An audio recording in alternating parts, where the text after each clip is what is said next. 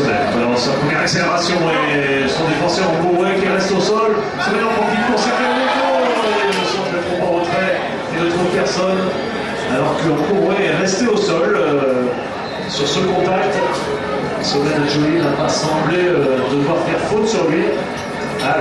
C'est la même histoire qu'en première période. Vous vous rappelez, Bourouet avait été touché exactement au même endroit sur la tempe.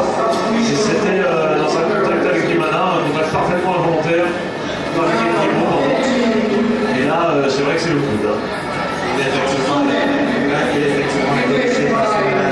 C'est beaucoup plus dans les langues du jeu, je crois que c'est pas volontaire de toute façon. C'était le combat de Morin, effectivement, pour prendre le dessus, mais Joly était un peu loin quand même, il aurait dû être sanctionné par M. Bénet.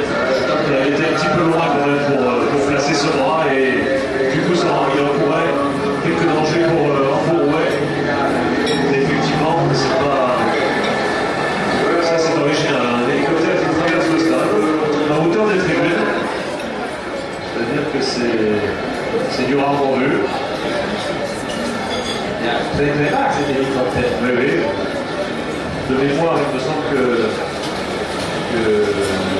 quel match d'Afrique, un hélicoptère s'était posé sur le terrain, mais pour ramener, je ne sais plus, le chef de l'État ou autre, mais le truc de mémoire sur lequel Coupe d'Afrique, c'est quand même la 10e Coupe d'Afrique. Alors, ce qui n'est pas confondre. Ça doit être une sur le dispositif sécuritaire.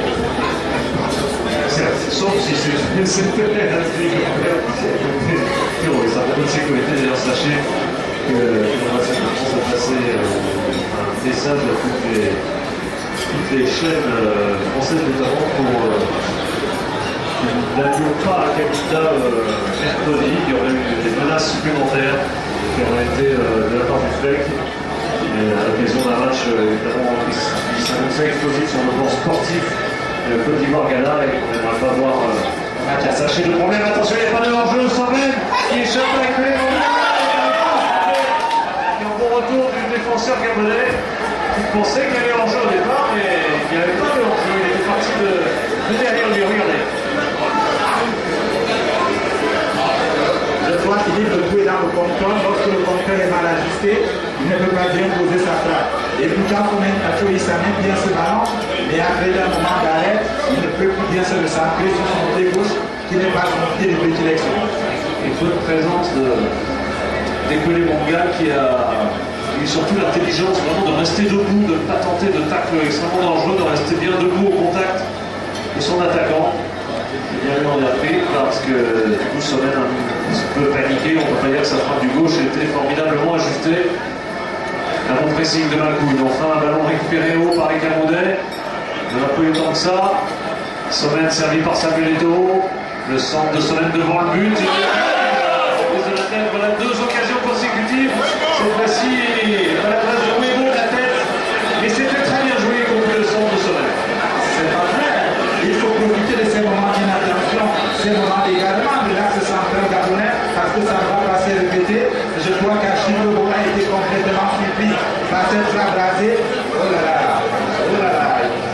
Il se touche pourtant bien, mais je crois qu'il était vraiment surpris par ce centre rasé de son Achille. Et Raphaël, n'oubliez pas de garder la neutralité qui sied à un bon commentaire.